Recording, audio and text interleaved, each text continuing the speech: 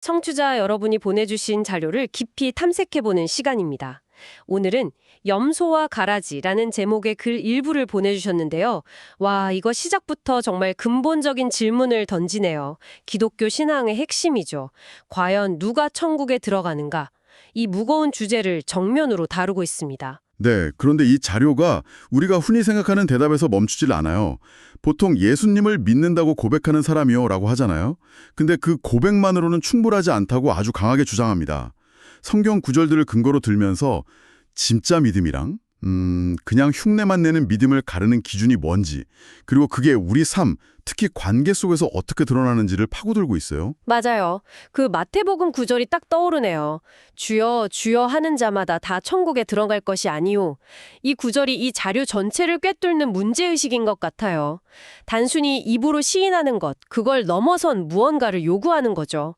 그럼 지금부터 이 자료가 제시하는 구원에 이르는 길, 그 날카로운 통찰을 함께 파헤쳐 보겠습니다. 자, 이 자료를 본격적으로 들여다보죠.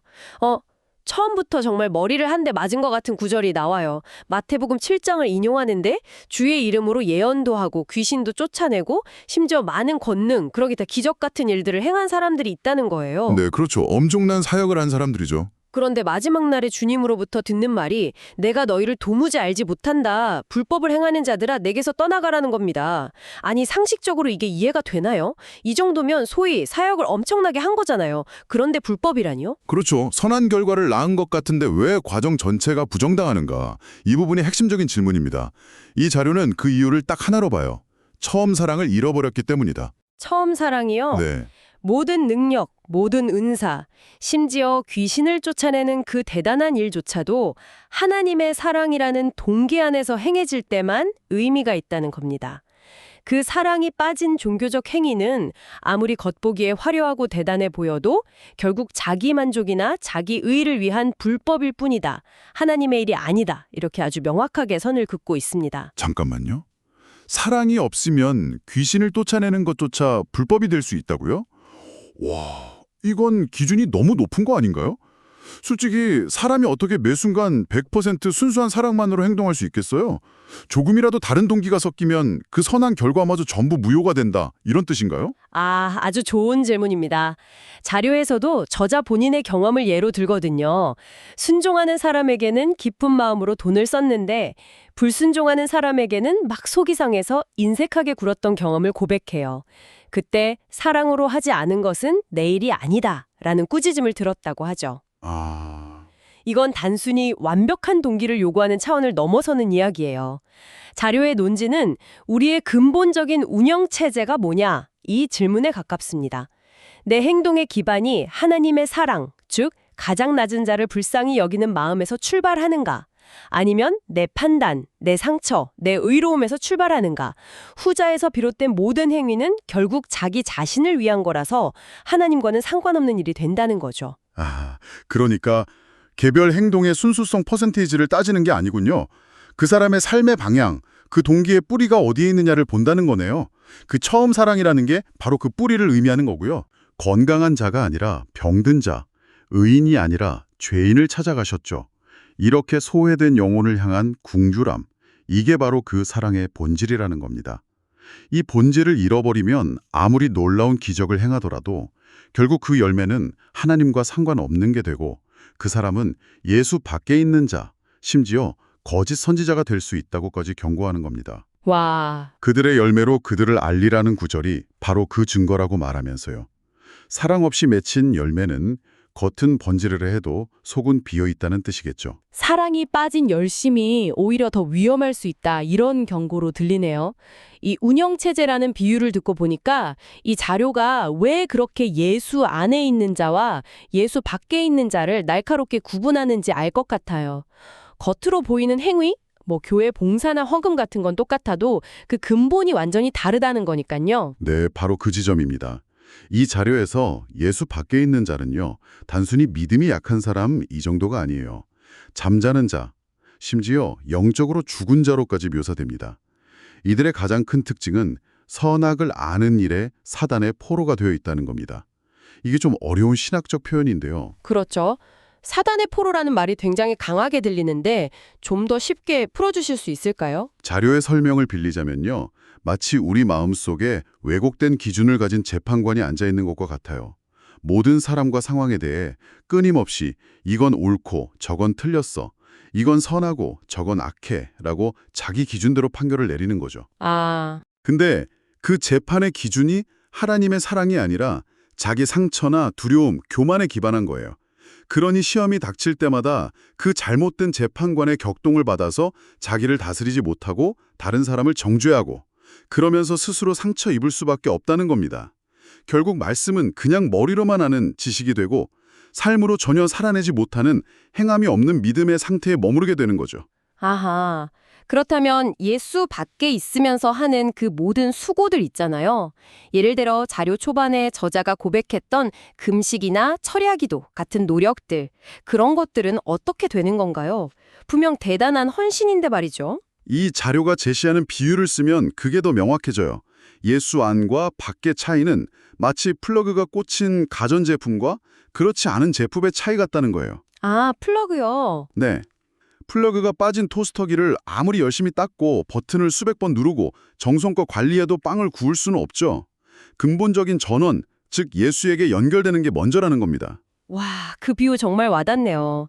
그러니까 금식이나 철야기도 같은 수고들이 나쁜 건 아니지만 예수 밖에서 행해질 땐 그냥 플러그 뽑힌 토스터기를 닦는 행위랑 같다는 거군요.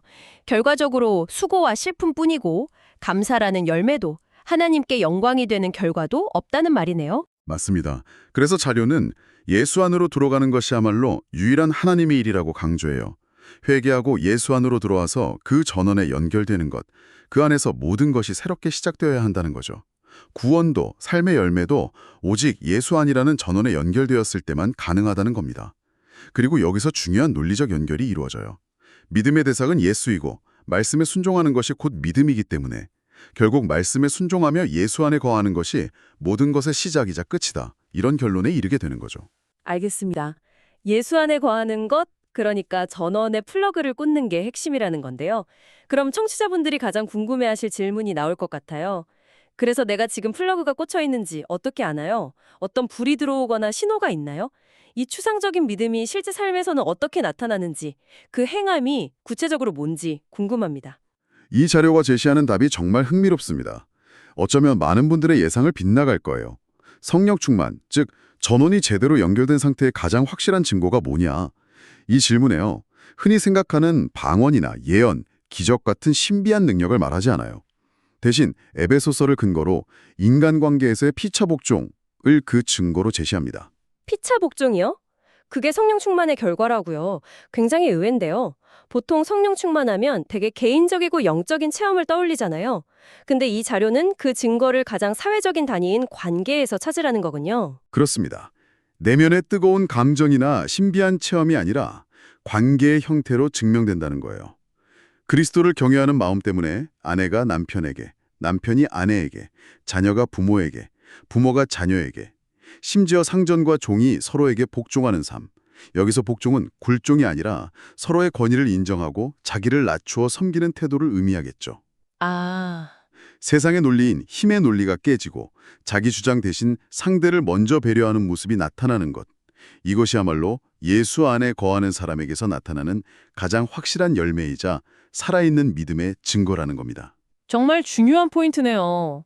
나의 영적 상태를 점검하고 싶으면 가장 가까운 사람들과의 관계, 특히 갈등 상황에서 내가 어떻게 반응하는지를 보면 된다는 말이군요.